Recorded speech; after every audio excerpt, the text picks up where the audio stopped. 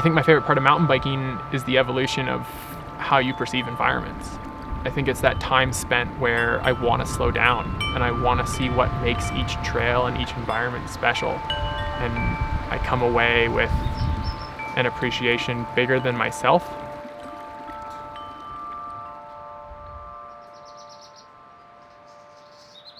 I originally got into racing because I thought I was the best and I wanted to prove it. And then I found out I wasn't the best. And then I didn't like racing that much anymore. No, I realized I can be competitive against myself and I want to perform as well as I think I can perform, but I don't have to be better than everyone else. I don't know, it just feels so good to have that power to maneuver yourself that way. And you're dancing on the dirt and everything is going together harmoniously. It's exciting, it's adrenaline, it's endorphins. It just feels good to have the wind in your hair and go as fast as possible.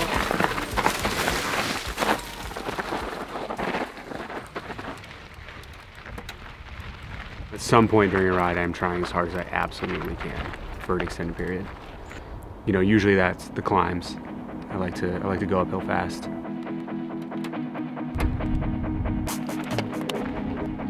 For me, that's a huge part of riding, is enjoying the challenge and kind of accepting that it hurts and liking it.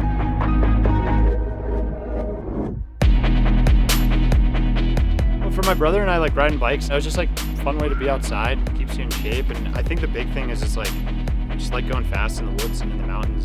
Just one step led to the next where, before we knew it, we were running census rad trails under Ham's Inc., and that's the dream come true. A lot of my job will be convincing a city council that has never even seen a mountain bike before, explain to them the economic benefits of having a trail in their town. So this historically was the N Trail and UNR downhill trail. So it's been a kind of an iconic downhill mountain bike trail for the RENO community. And in the last few years, we've noticed a lot of illegal jumps being built, very hazardous. And we recognize the need for downhill mountain bike trails, more progressive trails. Illegal trails have really played a big role in progressing the sport. If you look at every cool feature that you see on legal trails now, whether it's a jump or a berm or a wooden feature, I guarantee it was inspired by something that was done illegally in the woods in California or the Northwest, and that would never have happened if someone didn't just go out in the woods and do it themselves. No public trail is built the way that I would want it to. So I like illegal trails sometimes because I can rake it out or put it in any direction that I want it to go. A lot of land managers like SPI, the railroad, they don't care, and that's why exists. A rider can build what they feel is missing in their community, and I think that's the biggest thing for anybody to learn. If there's an illegal trail there, is why is that trail there? Well, if you're investing in trails and you're overlooking the needs of all trail users, and you miss the mark, I think there's a bigger issue at play. You are building something that technically you're not allowed to build, but it's not really harming anything if no one really knows about it. It's like your own trail.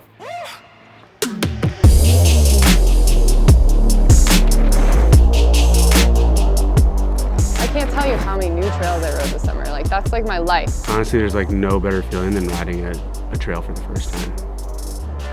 There's so many trails being built. There's only going to be more trails. We're only going to be building more and more trails. It's crazy. I think that trail building is going to stay on pace with the growth of biking. Tired of waiting, I'm running out of patience. I'm about to make my move right now. I'm about to make my move right now. I'm tired of waiting, I'm running out of patience. I'm about to make my move right now. I'm about to make my move right now. I'm tired of waiting, I'm running out of patience. I'm about to make my move right now. I'm about to make my move right now.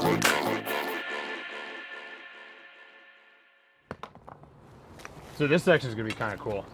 Yeah, this is gonna be nasty. Yeah. I'd rather have like a solid bench cut in the middle, and it doesn't need to be easy. Any rock that you can essentially like move with your foot, like that. Yeah. Like this rock's gonna have to go. We sent a rock down that was like this big, so we rolled it and it hit that thing and it rolled past those trees down there. It went straight that way, and then it shook that big tree.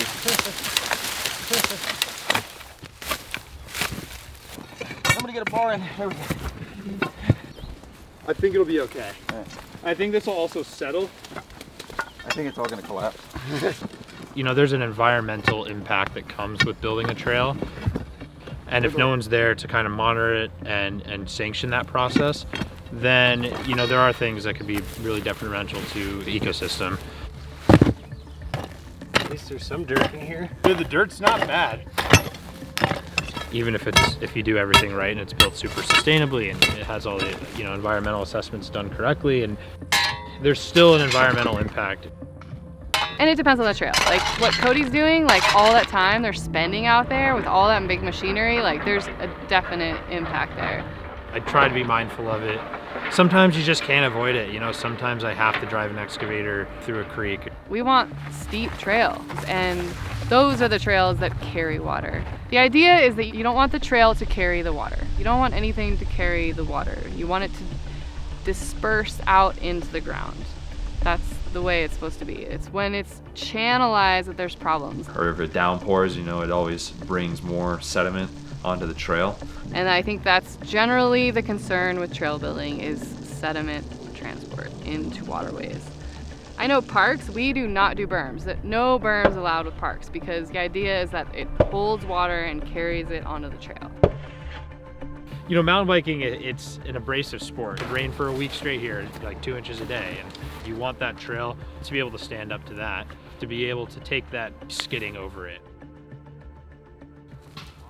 Most new trails that people are building these days are just illegal little trails that they're building in their backyard or wherever. You know, a lot of those illegal trails might only get 50 laps in it in a year, and from 3 or 4 different riders. You know, if it's hidden well enough. And it depends on where it is. Another impact I've seen is when they do these races, like in Tahoe City, those trails. 300 people go through, like right by an goshawk nest. That's definitely gonna have a negative impact. But in general, it's just a concentration of people that is the problem, and the use of the trail. Like obviously the more use you have, the more wear and tear, the more dug up and loose the dirt gets. I didn't necessarily want to be a wildlife biologist. I always had interest in animals. I went with biology more so because it was a very broad subject. I feel like I have purpose. I'm glad that I have a career that like kind of makes me feel good about what I'm doing, and I'm working in the same areas all the time, and I have been for 10 years, so I can notice change when it's occurring. The most alarming change, I would say, is an absence of species.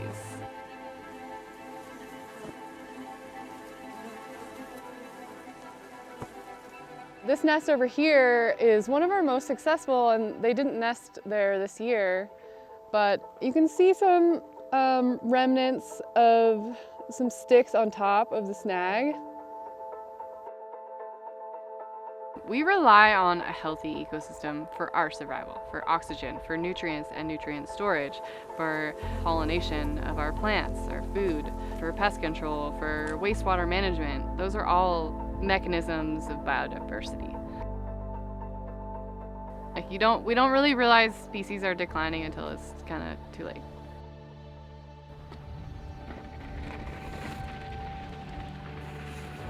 You know, I ride a lot by myself, like a lot.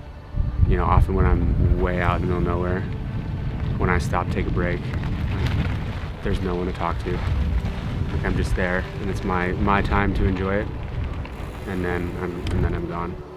And everything out there is going on just like it was. I just pass through.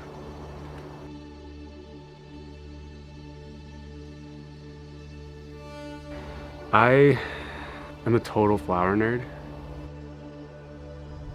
There were some really cool flowers up here earlier this summer. I actually have pictures of them on my phone. Last flower standing of the year though.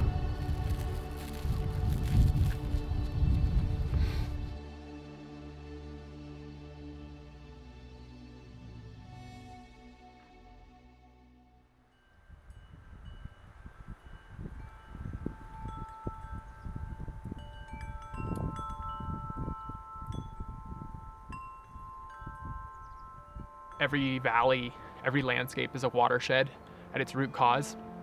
And I think the cool thing is when you look at historic trails, like you look at trails from the 1900s, these mining trails, they really did have an eye for like how to get across a landscape efficiently. And they built things that lasted a really long time. Like every time you go over a feature that you haven't had to rebuild in 3 seasons, like there's a lot of pride in that, like any craft.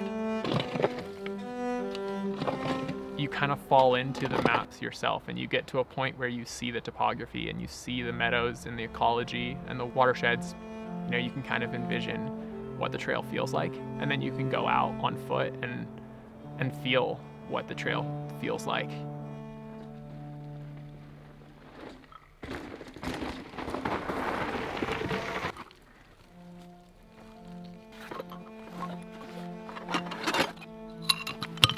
The gradual change is always the hardest thing to see. And so, you know, rather than wait for the problem to arise, kind of like anything in life, it's a lot easier if you just mitigate it.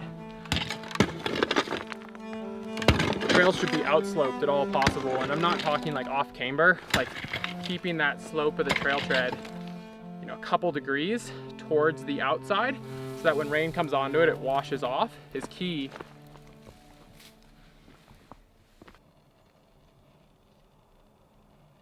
What really is like mountain biking without trails?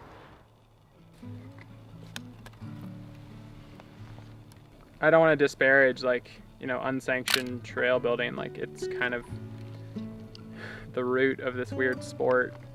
But I think, you know, you evolve more towards some sense of coexistence with the environment. It's a path forward. It's a trail to somewhere, I guess. Everyone thinks they can build trail, and maybe not.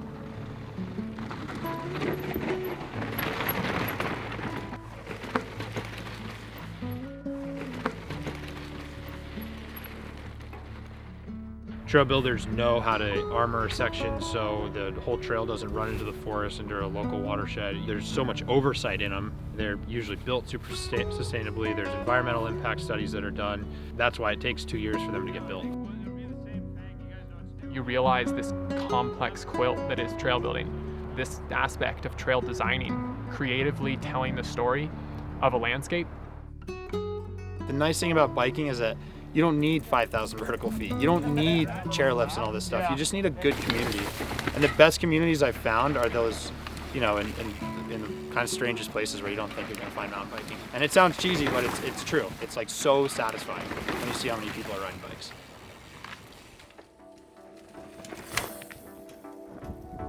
I think trails are positive, even though they have an impact on the environment. I think that they're the most positive thing ever, because I think it just gets people into places where they wouldn't go. It's impossible for them to not stop and take a water break or a deep breath and not appreciate where they are. I think you inherently see the change in ecology, and you visit again and again and again, and you start to see the nuances and the patterns that exist in nature. And I think that's really what starts to delve into people.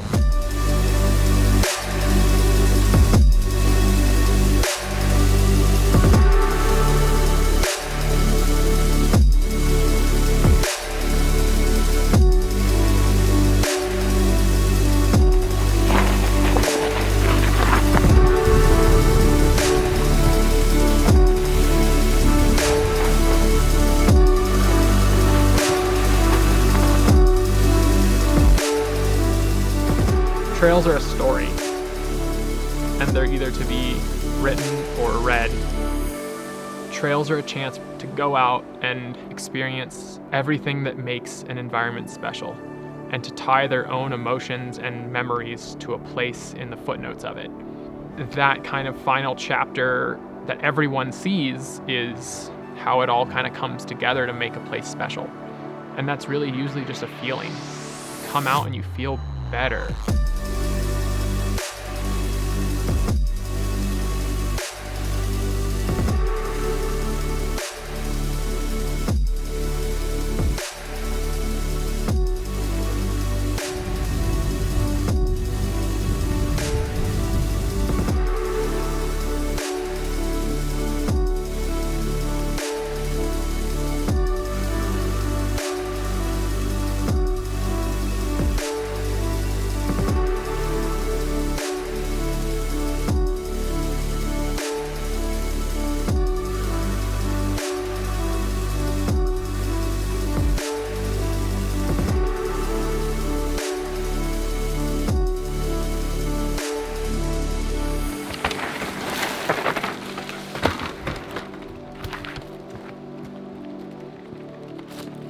You all right? Yeah, I'm good. Nice. Ready for a water break? Yeah.